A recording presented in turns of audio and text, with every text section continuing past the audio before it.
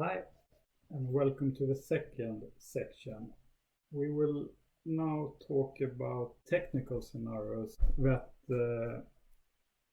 presents a high-level view of how a system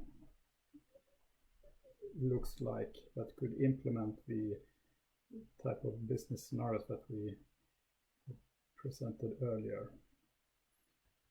So to start with, we have been using a standard called ISO 23247. It's a good way to structure the architecture of a system such as this that we will have for this digital value chain.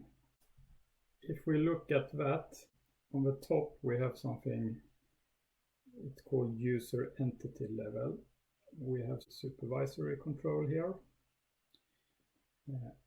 In the middle we have, or underneath the supervisory control, we have something which is called the core entity.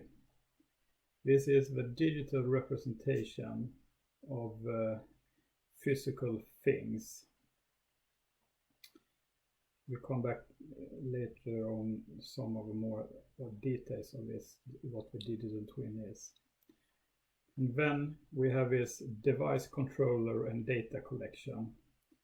Here is software and systems that gets information from the real physical machines. On the lowest level, that's where we have observable manufacturing elements. These are the physical world. Here we have machines and things that we can touch.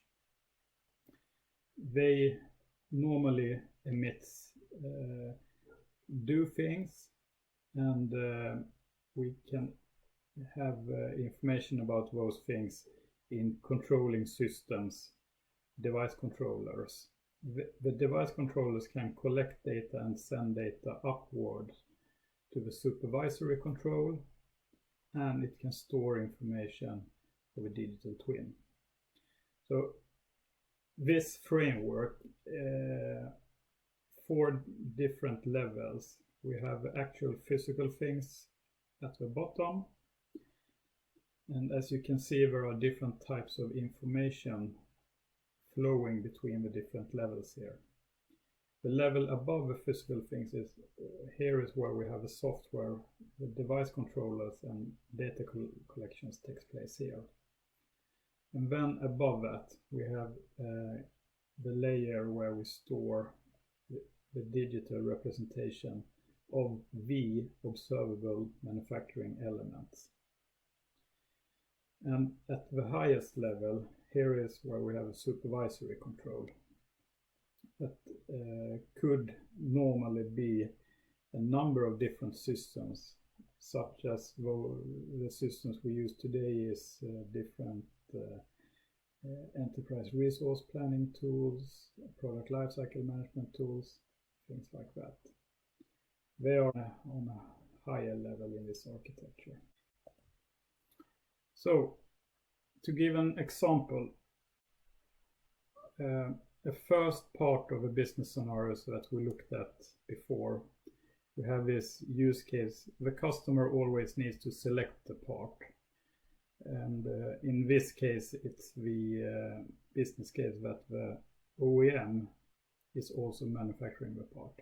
If we start to look what happens in the first phases, the customer needs to be able to choose a part from the OEM. So there needs to be some kind of front end, and in this case that will fit into the supervisory control layer. This is where we can use ShareAspace to have a front end of this marketplace for the parts that the operator can select when he wants to order parts from an OEM.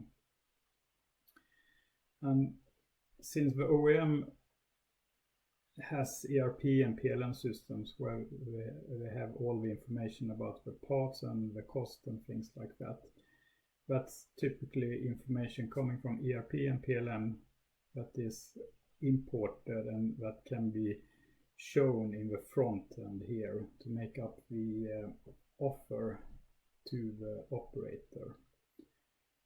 So in this case, the information about the products that the operator can choose comes normally from ERP and PLM system, and that can be imported into this marketplace, and which can be ShareAspace or an app inside ShareAspace. ShareAspace have all the management and configuration of the different access rights between different participants in such a marketplace. So even if the OEMs choose to publish information about their parts, they can protect the information in here. All OEMs, manufacturing providers, other OEMs, logistic providers, and knowledge providers, they have certain access rights to each others. And this can be managed by ShareAspace.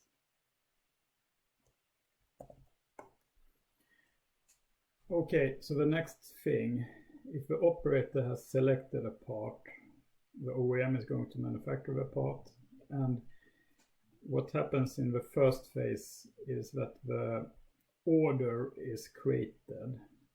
Well, the order will probably be sent and created in the OEM's ERP system, but the supervisory control layer here can coordinate that.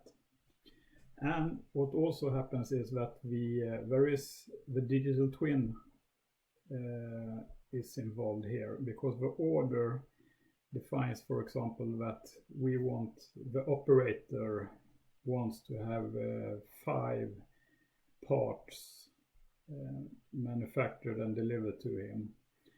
So in the order we also start the digital twin is a planned version of a digital twin can be recorded. This is also where you can use ShareAspace to have the management of the digital twin information. ShareAspace has a very rich information model covering the full life cycle of products, design of products, products as realized when they have been manufactured, and products as maintained. We can keep track of all the activities and information related to the parts in the different lifecycle phases and activities that affect the parts. So it's a good choice to use ShareAspace to store the information about the digital twin as well. So when the order is created, there will be a planned products being registered for the digital twin.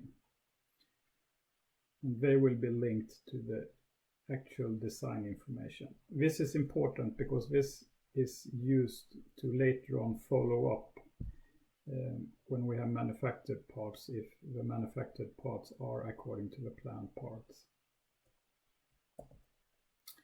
So the next thing to do is to actually execute the manufacturing of a part. So on a very high level, the ShareAspace, if that is used as a supervisory control that manage the information for the digital value chain, it can synchronize with the OEM's ERP system. Then it could delegate and check with the digital twin and also with other information if there are any associated information with the design information that can be of use for the one who is going to manufacture the part later on. So one example is that when the order is set and it's synchronized with the ERP system, we know which part is going to be created, and we can also collect information in the supervisory control about available manufacturing information about that part. It might be that the part has been manufactured many times before and that there are some process plans that have useful information for the manufacturer later on. So When we have this information in place, ShareAspace somehow needs to call out for the additive manufacturing to start. And when doing that, there is a lots of steps happening here. We'll not go into full detail of that. This is only showing the conceptual information flow. So this was a short introduction explaining about this digital twin smart manufacturing framework that is used to describe different digital value chain scenarios within this context using additive manufacturing. Thank you.